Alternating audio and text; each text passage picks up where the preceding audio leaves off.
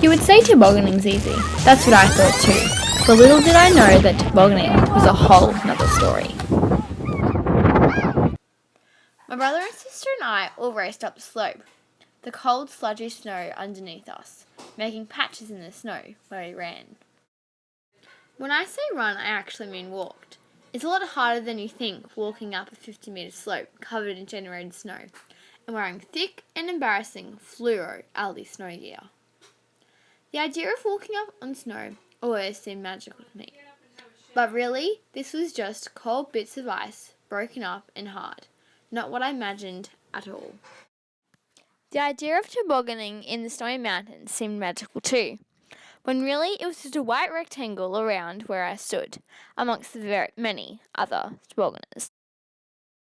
Surrounding the whiteness was dead-looking long grass, almost a yellow colour due to the cold. But behind me on the top of the hill was the true beauty of the snowy mountains, Parashar. The wild trees blowing in the wind, the white misty sky, and the large mountain looming behind. This extremely big mountain made the slope I was about to go down look tiny.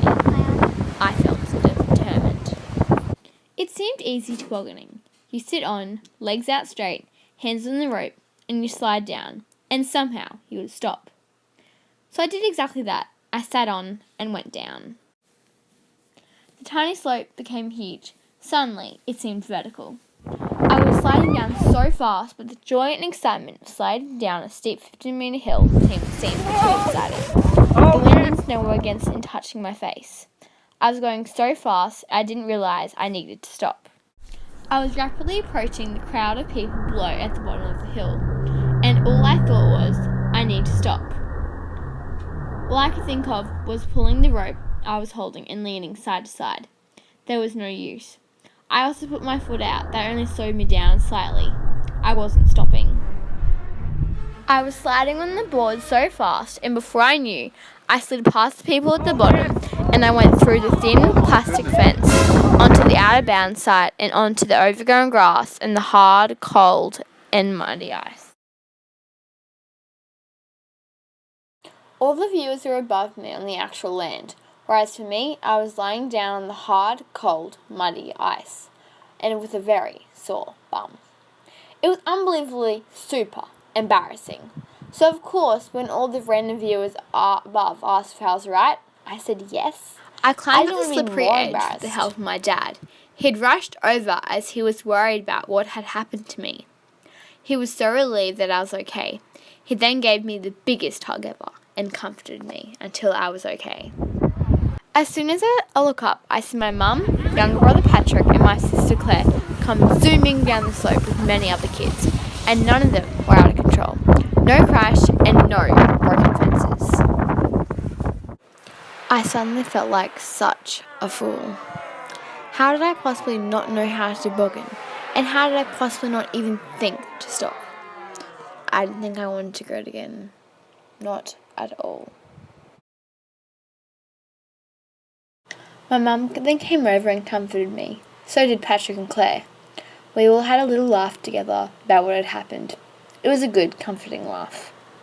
My dad was then questioning how I didn't even know how to toboggan properly. Patrick and Mum then taught me how to brake, to put your feet out and in front. I listened to what they had to say, and before I knew, I was walking up the slope again with Claire. I became really nervous. I pushed off and began sliding down the hill really fast again. I was so worried and scared for it all happening again. All the same memories and thoughts from before came flowing back. I just calmed down and remembered what they told me, to put my feet down in the front of me in the snow. When I reached the end of the hill, I did this. I eventually slowly stopped. The controlled, with no crash or broken fence. I think I put my feet down too hard, though, because a lot of snow was now in my face, but that didn't matter. All I did was a feeling of accomplishment as joy ran through me of finally being able to toboggan. I continued going down the slope, challenging myself in different ways, lying down on my front, kneeling on the board, or just sitting with my brother and going extra fast. Each side had its own scary moments, I controlled not only my toboggan, but my fears, and I persevered to keep going. I had so much fun. The wide smile stayed on my face for the rest of the day at Perisher, and so did it on my brother and the rest of my family. This was to mark one of the beginning adventures for my family on my favourite family holiday.